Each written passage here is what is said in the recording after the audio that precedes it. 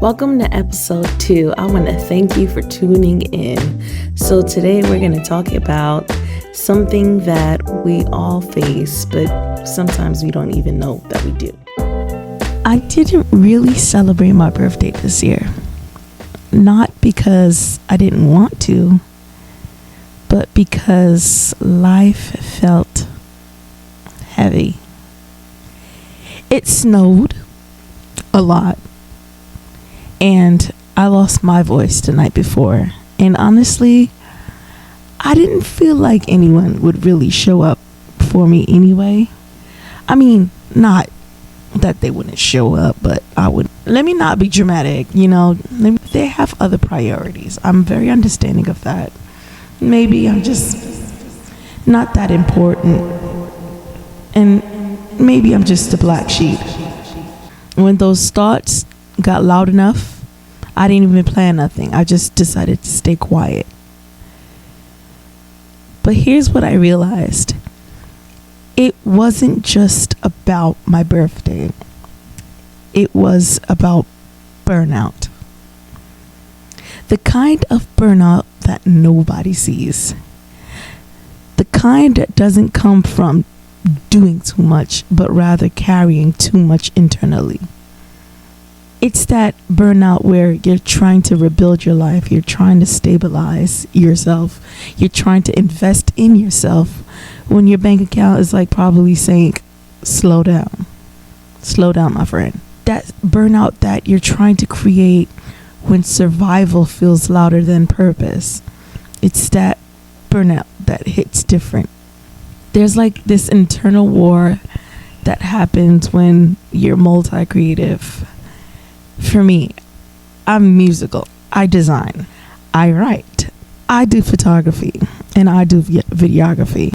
But instead of feeling gifted, it just felt like I was just scattered all over the place. Like, why do I feel all over the place when all I want to do is build something solid? All I want is a hub, a space that helps creatives, a space that makes people feel seen. But when money isn't stable and everything feels urgent, urgency eventually kills creativity, because it's like now you're creating not from the overflow, but you're creating from pressure. That's where there's that quiet fear. Like, what if no one is supporting it? It's not because they hate you. It's not because they don't care, but because people have their own lives. People have their own priorities. People have their own battles. And sometimes it's like you feel like the different one. So you assume that you have to build alone. And, that thought is exhausting. It's tiring. I mean, I want to say this too. So like the week before my birthday, I was blessed, to go to the New Edition tour. The way I am grateful for that opportunity to go, I mean, I'm trying to tell you, look, it's not about having support, because there is support all around.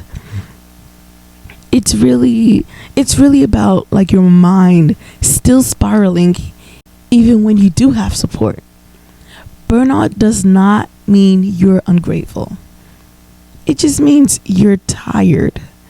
And sometimes people, they interpret your tiredness for offense.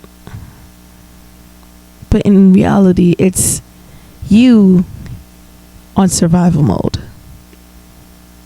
So for me, it's my actual birthday. Instead of planning something fun, I was thinking,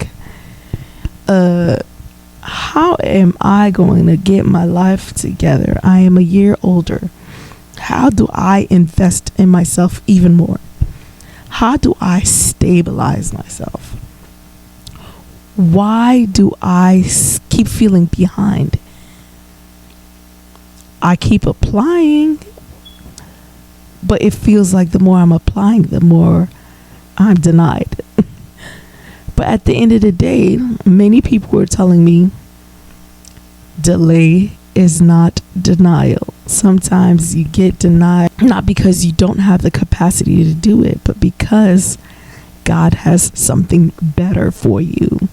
And that's where my creativity went. I just, decided to use my creativity to survive. It wasn't gone. I didn't lose my creativity. It just went into survival mode. It felt strategic. It felt urgent to create. It felt heavy to create. My next thing is, nobody talks enough about financial burnout. Look, it's not about being broke, okay? It's nothing about that. It's about the mental weight that comes with the instability. It's about the constant calculating, the constant adjusting, the constant worrying, and wondering if you're making the wrong move. It's like your nervous system is like in fight or flight mode, like, do this. And matter of fact, no, do that. And it's not like you're not thinking about art or whatever you're, creative to do. It's more like you're thinking about safety. And my friends, that is real. That is real talk. But here's what keeps coming back. I don't want to just pick one thing. I don't want to shrink my gifts to make other people comfortable. I don't want to kill music to save design, or abandon my writing to focus on photography, or focus more on videography than photography, or whatever of that nature. I just want to build a hub, a space where it all connects, where creativity isn't fragmented, it's just layered, where other creatives who feel all over the place realize they are not scattered, they're just expansive. Maybe being the black sheep isn't rejection. Maybe it's redirection. Maybe you're not unsupported.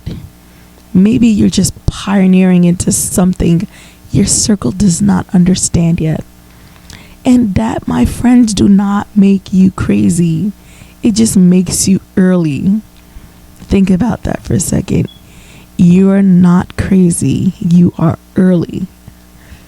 Wow. So, all of this to say, if you felt burnt out recently, if your birthday didn't feel magical, if you're multi-talented but financially stressed, if you're building quietly, you are not failing. You're just in transition. And transition doesn't always look aesthetic. It doesn't look beautiful.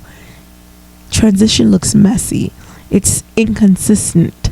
It looks like snowstorms and lost voices and canceled plans. But they are still growth.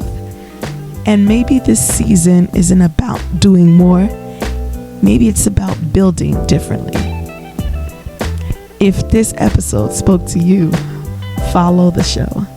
And if you're rebuilding too, you're not alone in the quiet.